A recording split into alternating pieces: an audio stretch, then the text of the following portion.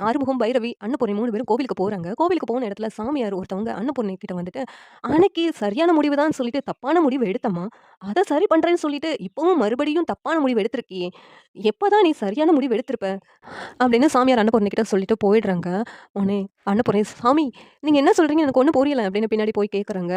"நல்லா யோசித்து பாரும்மா, உனக்கே தெரிய வரும்." அப்படின்ட்டு சாமியார் சொல்லிட்டு கிளம்பிடுறாங்க. அன்னபூரணி, "இந்த சாமியார் என்ன சொல்றாரு? எனக்கு ஒண்ணும் விளங்கவே இல்ல. பைரவி உனக்கு ஏதாவது புரியுதா?" அப்படின்னு சொல்லிட்டு அன்னபூரணி பைரவி கிட்ட கேட்குறாங்க. "எனக்கு புரியல அத்த" அப்படின்னு பைரவி சொல்றாங்க. இந்த நேரத்தில ஆறுமுகம் இருந்துகிட்டு, "எனக்கு புரிஞ்சிருச்சும்மா.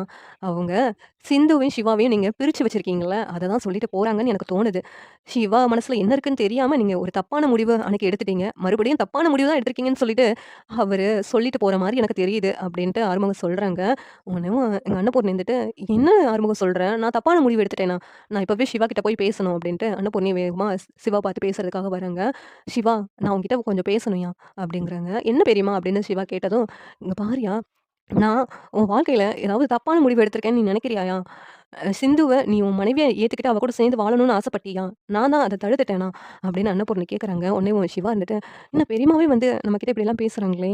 நம்ம உண்மைய சொல்லிடலாம்." அப்படின்ட்டு சிவா இருந்துகிட்டு, "ஆமா பெரியம்மா. நான் சிந்துவோட சேர்ந்து வாழ தான் ஆசைப்படுறேன். என்னையும் சிந்துவையும் சேர்த்து வச்சுடுங்க பெரியம்மா" அப்படின்னு சிவா சொன்னதும், இங்க அன்னபூரணிக்கே அதிர்ச்சியா இருக்குது. "இத ஏன் என்கிட்ட நீ ஏற்கனவே சொல்லல? உன் மனசுல என்ன இருக்குன்னு தெரியாம நானே ஒரு முடிவு எடுத்துட்டேன். என்னுடைய தப்பு தான்.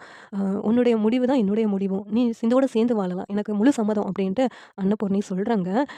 உடனே சிவாவுக்கு சந்தோஷம். அங்க சிந்துவும் இருக்காங்க. சிந்துவுக்கும் சந்தோஷமா இருக்கு. இந்த சீரியல் எப்படி இருந்தா நல்லாருக்கும்னு நீங்க நினைக்கிறீங்கன்னு கமெண்ட் பண்ணுங்க. இந்த வீடியோ பிடிச்சிருந்தா லைக் பண்ணுங்க, ஷேர் பண்ணுங்க, சப்ஸ்கிரைப் பண்ணுங்க. Thank you.